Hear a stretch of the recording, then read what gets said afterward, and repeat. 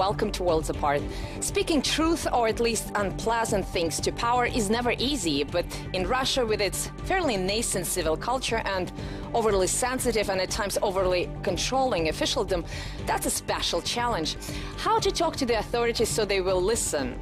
Well, to discuss that, I'm now joined by Ekaterina Schulmann, a political scientist and now a former member of Russia's Presidential Council on Human Rights and Civil Society. Ekaterina, it's good to see you again. Thank you very much for coming. Thank you for the invitation. Now, many people were very disappointed by your departure from the Council on Human Rights, although apparently not yourself. You seem to have a lot of sense of humor about that. But before we discuss this, let's establish the context, because I know that for quite some time you've been arguing that the Russian society is far freer and more mature than it's usually given credit for. How noteworthy was the summer of 2019 in manifesting this sort of better than given credit for nature of Russian civil society, and not just civil society, but society in general? Well, on one hand, this is not the first definitely wave of protests and quite mass protests that we have witnessed. Starting 2017, almost every year we have more or less mass activity on the streets in various Russian cities. I would say that in, for example, 2018, when there were some protest events also in Moscow, we had more violence on the streets, not police violence, but otherwise inclined civic groups like the Cossacks.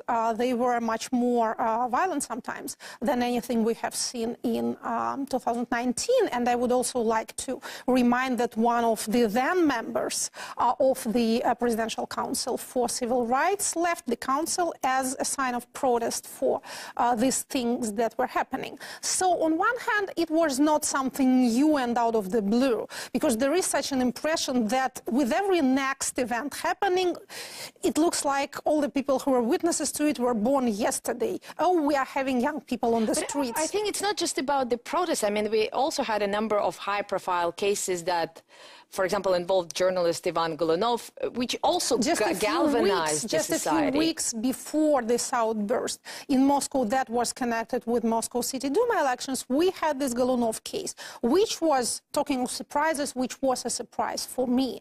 Because I remember quite well when I first read the news of the journalist being detained with drugs, I remember my idea. I was on the council then, but I thought, well, these are media people, they can defend their own kind, so no need to trouble myself about it. So I wasn't ready for the magnitude of things happening, and that when they began to happen, it was the sign that society as it is was ready to react to what it sees as unfair and unjust repression. And I think that's in line with what you have been writing about, that starting from around 2017, there's been a shift in the polls in attitudes towards public protests. I think the protests themselves have become more broad-based. It's not just professional protesters, but kind of laymen who didn't take to the streets before? Well, certainly new people came to be protesters, not just young people. We tend to notice young people more because we associate them naturally with the future, with tomorrow. But as far as we can judge by sociological data, the general composition of people out in the streets is analogous to the demographic picture of society in general. The median age is 39, 40. But we do have people who are not, as you say, professional protesters, not people who have been habitually going out since the middle of 2000. We have new people out, and this is a change. And the process that you mentioned is called by sociologists the normalization of protest. And this is when people who do not participate themselves begin to suppose that protest activity in itself is normal and should not be suppressed by the state. This is rather a new thing for Russian public opinion, because previously it was manifestly seen as a danger. I think that the attitude of authorities to protest, until recently at least, was also pretty mild. That in Moscow, I think the number of green-lighted rallies has actually increased, and as you mentioned before, the overall level of street violence was very, very low. Why then, all of a sudden, in the middle of 2019, there has been such a strong politicization of public protest, not the least by the authorities themselves. There was some kind of tradition that in Moscow it is allowable for people to sometimes get out on the street. At the same time, since the change in legislation that was implemented before 2014, the price of unauthorized, unsanctioned so-called protest became gradually higher.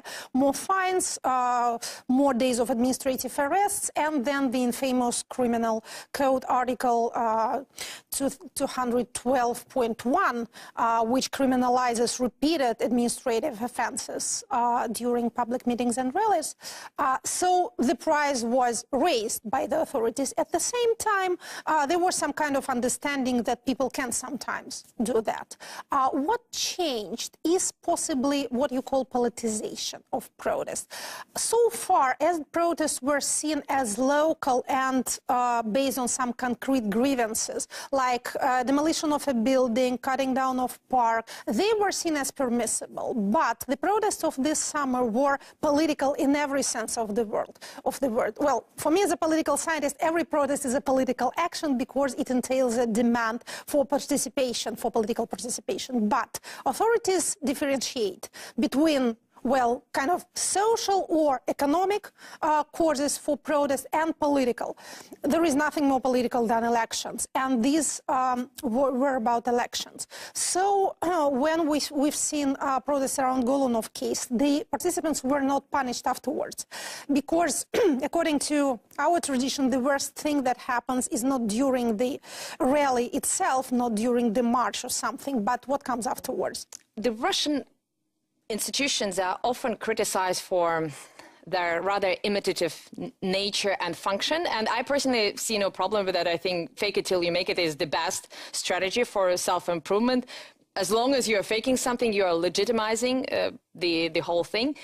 And I'm a little bit concerned that the Russian authorities have stopped faking, or at least stopped faking authentically, the notion that everybody can participate in politics. I understand all the insecurities, and there are deep historic insecurities about political or anti-government protests in Russia, but still they have to keep their appearances, and all of a sudden they decided not to keep those appearances anymore.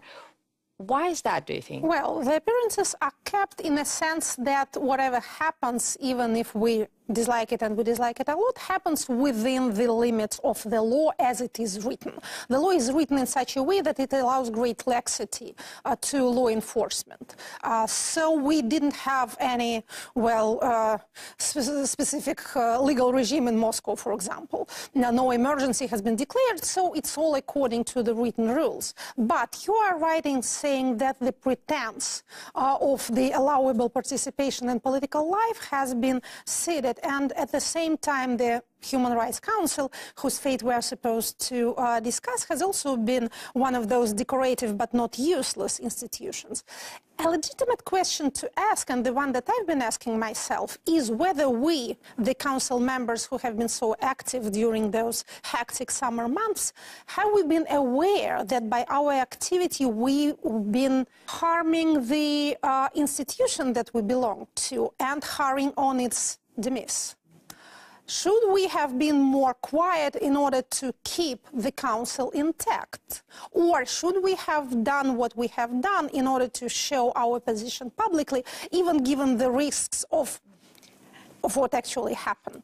Now, speaking about your departure from the council, alongside some of the other members who've been very critical about how the Moscow protests have been handled, not only by the law enforcement, but also now by the Russian court system, do you take that as a knee-jerk reaction to you personally, just being irritated by your sharp tongue, or do you think it's a sign of a more sort of systemic shift?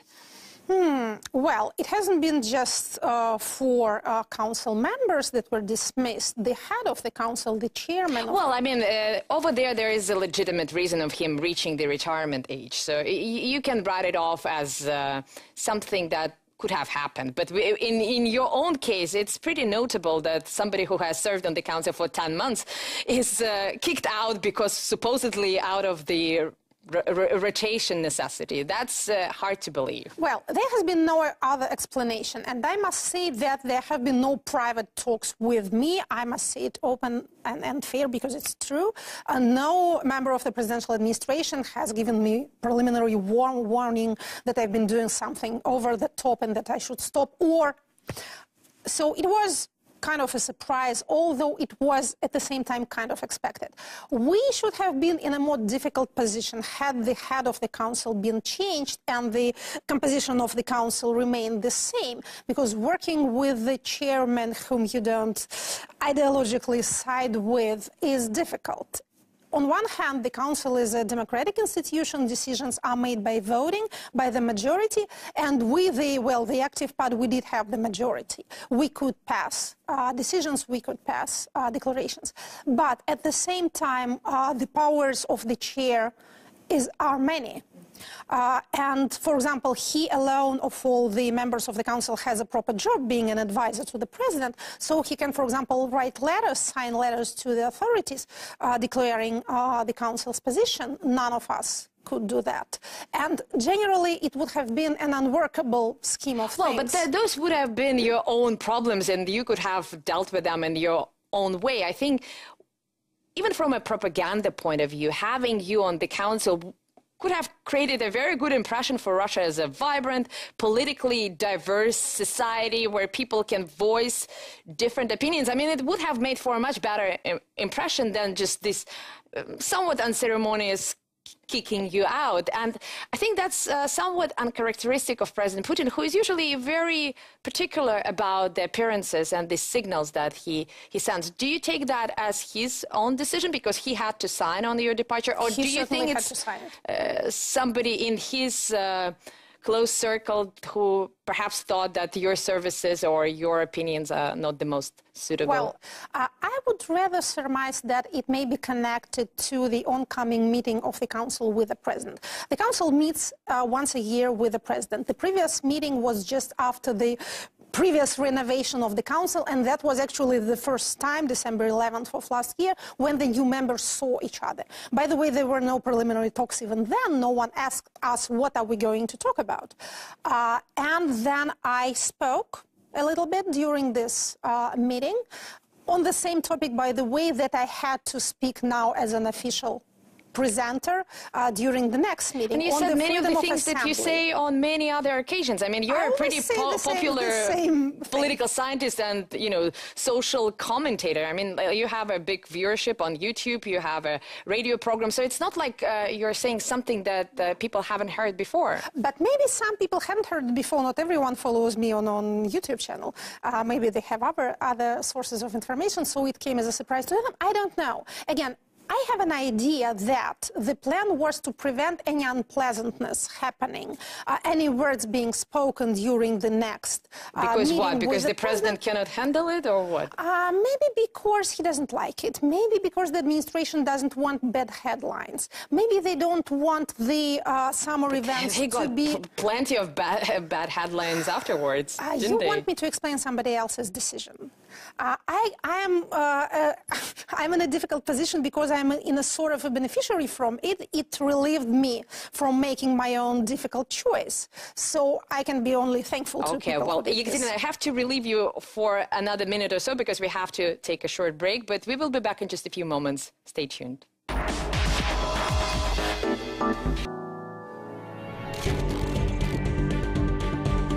Welcome back to Worlds Apart with Ekaterina Schulmann, a political scientist and a former member of Russia's Council on Human Rights and Civil Society. Ekaterina, as you were shown out, a few new members were added to the council, including my colleague Kirill Vyshinsky, who spent more than a year in a Ukrainian prison on charges of treason. And in the case of Kirill, like in the case of former U.S. prisoner Maria Butina, the Russian liberal or even human rights community was more or less subdued, and even the council at the time you served on it didn't raise that case all too loudly. Don't you think that this could be seen as a manifestation of political bias? You know, people who are speaking against the authorities, their rights are protected, their causes are defended, but people who are more or less in line with the state policies, their cases are ignored. I must say that protection of rights of Russian citizens abroad has been one of the prominent topics for the Council. It is not true that the topic itself was ignored by the Council. Actually, if you look at the list of people who are Council members, you'll see that most of them, unlike me, are heads of their own NGOs. They are public activists who have their own spheres of interest and who have been doing it for years or decades. War prisoners, lost and displaced persons, families of military personnel. So they all have their own themes to pursue. And some of these people, quite a few of the Council members, are on the topic of the rights of Russian citizens abroad. And about Kirill Vyshinsky, I haven't met him personally, but I must say that journalists have been habitual members of the Council. During the years of the Council activity, a lot of quite well-known Russian journalists and media people were on the Council. Leonid Parfenov was a member. Once, I think Svetlana Sorokina was also a member. Pavel Gusev is currently a member and head of the Commission on Information Rights. So it's not something new. But I guess what I'm trying to ask is whether, because of your very active position on the street protests and your defense of the people who some would argue have been unlawfully detained or too strictly prosecuted. I mean, it's all judged, yes. Yeah, absolutely. I mean, I'm certainly not trying to defend what I believe to be the farcical nature of the Russian court system, and sometimes even the Pharisee nature, quite contrary to the proclaimed goals. But having said that, I mean, putting that aside, don't you think that too much attention to one topic, in this case, the street protests and the rights given by the Constitution on public assembly, has skewed the Council's attention from other not less worthy topics, the topics where perhaps the state invests far more resources and that it also wants to be seen as doing something? I really suspect it's the other way around. We were doing a lot of things, and what took most of my time and resources during my short stay on the Council was not defending protesters. These were these few weeks where we could not avoid it, paying attention to these people needed help immediately. But during these months, what I most pride myself on as a former Council member are two things, two directions of activity. First, it's legislation against domestic violence. I was one of the co-chairs of the working group dedicated to developing this legislation. And I do think that we made amazing progress. We came in time. We were lucky with the timing. Lucky is not the right word, but the certain constellation of facts helped us a lot with pushing forward this agenda. And second thing that I must say was organizing a special meeting of the Council devoted to the rights of people in mental institutions. And your efforts to try to reform that whole system of psychiatric institutions in Russia. And to also to promote legislation defending those people's rights. And that leads me actually perfectly to my next question, because I think on these and other problems which affect millions of people, the state seems to be far more open to criticism and far more amenable to change than street politics. And I understand it's a false dichotomy. I'm not trying to even draw it here, but isn't it also true that people who are really invested into changing Russia are not doing that on the streets? You say, haven't we paid too much attention to politicized street protests to the detriment of other more important topics? I think it's the other way around. People who make decisions pay more attention to the fact of you going to a police station to meet with detained people than to any other sort of work that you do. So the screwing, as you say, is on their side. It's not about either or. I'm just, I guess, trying to have a broader discussion on what is the most, the best and the most efficient way of changing Russia. I'm sure you have nothing but respect for people like Nute Federmesser, who almost single-handedly created and is now scaling the system of palliative care in Russia. She was a speaker, a prominent speaker on our special meeting. Absolutely, and she has her own very interesting way of working with Russian authorities, which, you know, I think it's almost a gender equality, because many of the Russian politicians are males with this very strong protector image, and a lot of Russian social innovators are women who do not try to confront those authorities directly, who do not try to appeal to their sort of honor, culture, values, but rather find a way of working around it. I'm not saying isn't that better in moral terms, but isn't that more efficient way of achieving something in Russia for the benefit of the people, not for the benefit of your political agenda? Both ways are pretty difficult. If you ask Nyuta Federmesser, and she's, I think, the best acquaintance I've made during these months on the council, and actually the best thing I've done for myself is creating this network of connection with people on NGOs. These are some of the best people in Russia are civic activists on this social side. I do hope the connection. And most of them are women. Most of them are women, and they are amazing. And things they do surpasses the wildest imagination. But if you ask her, she'll tell you that we're making very slow progress. This mental institution thing and the legislation attached to it is meeting with tremendous difficulties because we have objections on the part of the presidential legal directorate and the presidential administration. And surprisingly, our allies in this specific case is the Russian Orthodox Church. But still we couldn't, till this point, move this bit of legislation on. So it's as difficult to defend street protesters as to defend, systematically defend better the position of mental institutions inmates.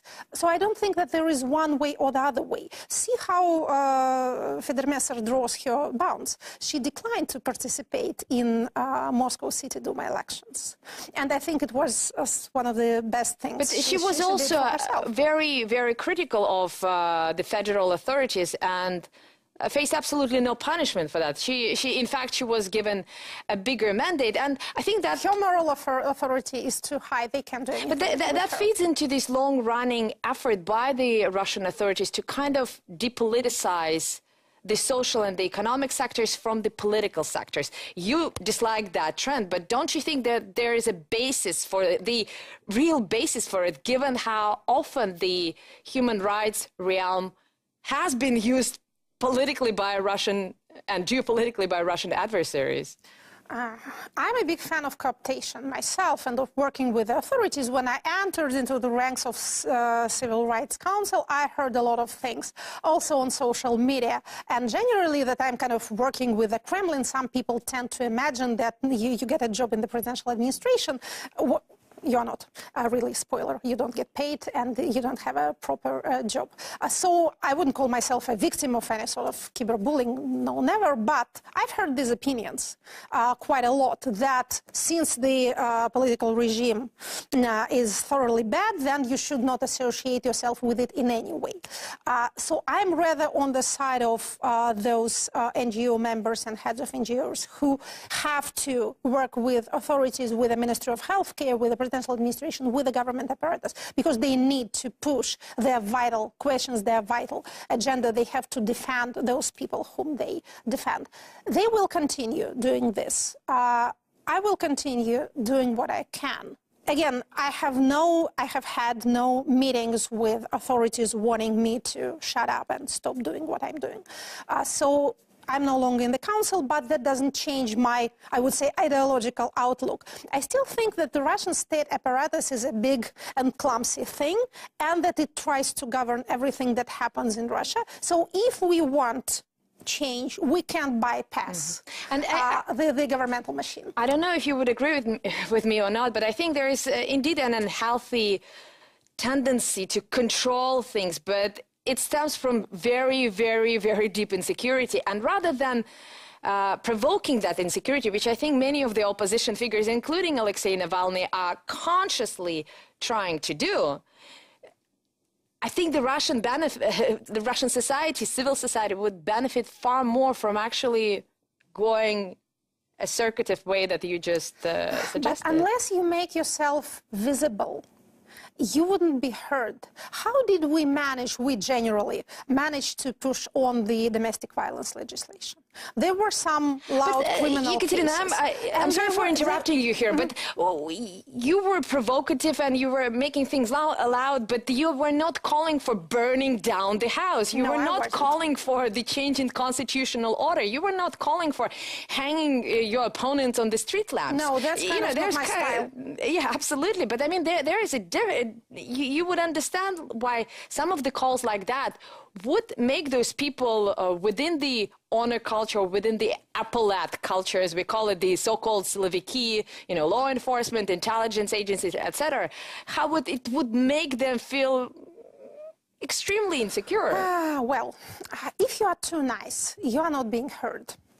If you are too radical, you scare off not just the authorities, but what is more important, your own support base. Because Russian public opinion in general is at this point averse to violence, both street violence and state violence. And this is a very interesting state of things because the street protests in Russia are, I think, the most peaceful on the face on earth. To have a window broken or a car scratched is not just doesn't happen, it's unthinkable. And at the same time, when police violence happens, when state repressions happen, we see from the polls, from the sociological numbers, that people more and more dislike it. So there's this distaste for violence, which may also be the fruit of Russian turbulent history of the past decades and hundreds of years, if you like. People don't want revolution, nor do they want mass repressions, but they do want change. They want gradual reform. My idea was that this is exactly what we stand for, we on the council, but evidently the decision makers have a different impression. It wouldn't do for me to blame Alexei Navalny for speaking things he speaks, so he harmed us for some reason. Or it leads us to the question that I have asked myself and you earlier. Shouldn't we have been more quiet during the summer so as not to harm the council as a structure? My answer at this moment is no. We did what we thought we should do. And you did it admiringly and with a lot of passion and with a lot of intellect and with a lot of integrity. I have to say I'm a big fan of what you've been doing. And thank you. That's why I'm so grateful for you coming to our studio once again. Thank you very much. Thank you for the meaningful conversation. It's a pleasure. The pleasure is all mine. And hopefully yours as well. I hope our viewers can keep this conversation going in our social media pages. As for me and the team, hope to see you again, same place, same time, on Worlds Apart.